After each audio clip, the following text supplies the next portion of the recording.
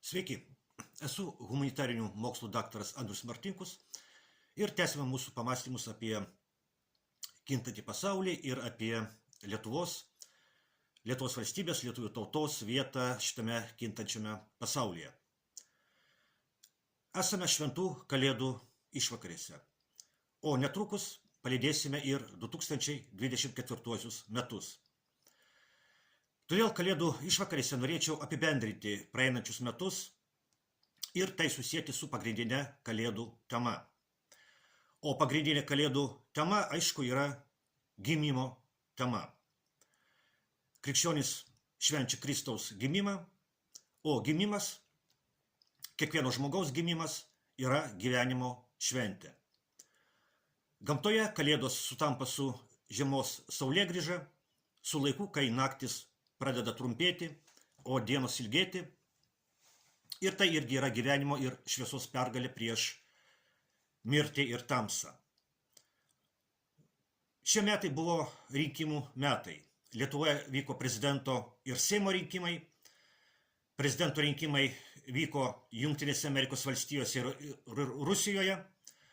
Rinkimai vyko ir daugelį kitų pasaulio šalių. Kaip galima susėti tokį grinai politinį įvykį kaip rinkimai su pagrindinė kalėdų tema, su gimimo ir gyvenimo tema. O susėti galima taip. Kai kuriuose šiemet vykusiuose rinkimuose kovojo politinės jėgos atstovaujančios gyvenimui ir politinės jėgos atstovaujančios mirčiai. Nes taika yra gyvenimas, o karas yra mirtis. Greitai bus jau 3 metai, kai Ukrainoje vyksta didžiausias karas Europoje po antrojo pasaulinio karo pabaigos. Karas, kuriame žuvo arba buvo suluošinti jau daugiau kaip 1 milijoną žmonių. Vienas politinės jėgos pasisako už tai, kad šitas žudymas būtų sustabdytas. Kitos politinės jėgos siekia, kad šitas žudymas būtų tęsiamas. Lietuvoje vykusiuose rinkimuose laimėjo karo Ukrainoje tęsimo šalininkai. Nes tikslas nugalėti Rusiją mūšio lauke neišvengiamai reiškia, kad karas turi būti tęsiamas. Nes iki šiol Rusijos nugalėti nepavyko. Vadinasi, reikia tęsti. Todėl prezidento rinkimų nugalėtojas Gitanas Nausėda bučiuoja Ukrainos vėliavą ir sako, kad bučiuoja Ukrainos karių kraują. Todėl ir po šių metų Seimo rinkimų Ukrainos vėliava kabo Lietuvos Respublikos Seime. Lietuvos rinkimus laimėjo klusnus globalistų valios vykdytojai, todėl Lietuvos režimas išlieka vienu aršiausių globalistų sukelto karo Ukrainoje tęsimo šalininkų. Ačiū Dievui, ne visur Europoje globalistams sekasi taip gerai kaip Lietuvoje. Šiais metais rinkimai vyko keliose Vokietijos žemėse ir juose labai gerai pasirodė antiglobalistinės politinės jėgos, kurios pasisako už karo Ukrainoje sustabdymą. Rumunijoje prieš 3 savaitės vyko prezidento rinkimai, juose netikėtai pirmąjį turą laimėjo kandidatas, antiglobalistas. Kilo didžiulis triukšmas, globalistams atstovaujančios politinės jėgos paskelbė, kad rinkimus įtakojo Rusija ir globalistams atstovaujantis Rumunijos konstitucinis teismas panaikino balsavimo rezultatus. Faktiškai atėmė iš žmonių jų valios rezultatą. Ir prezidento rinkimai Rumunijoje bus rengiami iš naujo. O Gruzijoje parlamento rinkimus laimėjo antiglobalistai. Globalistams atstovaujančios jėgos Gruzijoje pabandė sukelti neramumus ir nuversti teisėtą valdžią, kaip tai buvo padaryta Ukrainoje 2014 metais. Bet Gruzijai pavyko iki šiol atsilaikyti ir tikėsimės, kad ir toliau pavyks. Deja, rinkimų Lietuvoje rezultatai rodo, kad Lietuvos režimas vis dar yra patikimas globalistų įrankis.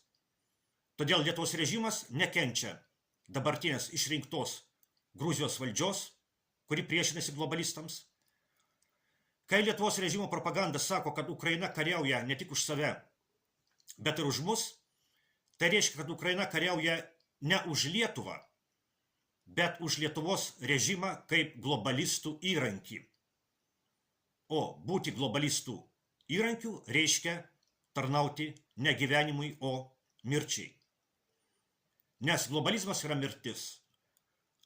Globalizmo tikslas yra tautų mirtis, valstybių mirtis, religijų, kultūrų, netgi lyčių, vyriškus ir moteriškus mirtis.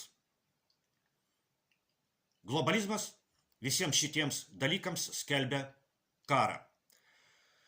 Todėl globalistų sukeltas karas Ukrainoje yra globalistų karas ne tik prieš Rusiją, bet ir prieš Ukrainą, ir prieš Lietuvą, ir prieš visas kitas tautas. Prisiminkime Vytauto Landsbergio gerbėjos Nijolės Oželytės garsųjį posakį. Po 100 metų Lietuva išnyks. Ir tai, pasak jos, bus gerai. Galima paklausti, o kam gerai? Aišku, kad globalistams gerai. Tačiau svarbiausias mūšis šiais metais tarp globalistų ir antiglobalistų vyko Jungtinių Amerikos valstijų prezidento rinkimuose, kuriuose globalistai pralaimėjo. Išrinktasis prezidentas Donaldas Trumpas ne šiaip sau nori sustabdyti karą Ukrainoje.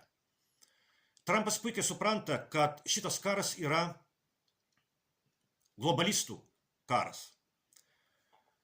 Šitas karas yra karas, kuriame globalistų įrankis yra ne tik Ukraina, bet globalistų įrankis yra ir pačios Jungtinės Amerikos valstijos.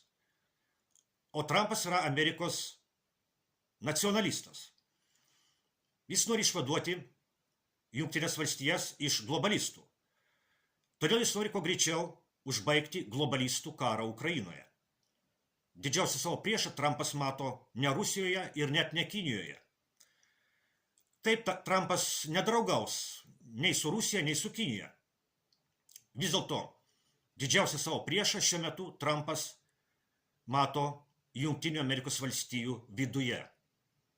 Tas priešas yra globalistai, kurie pralaimėjo rinkimus, bet kurie tikrai lengvai nepasiduos.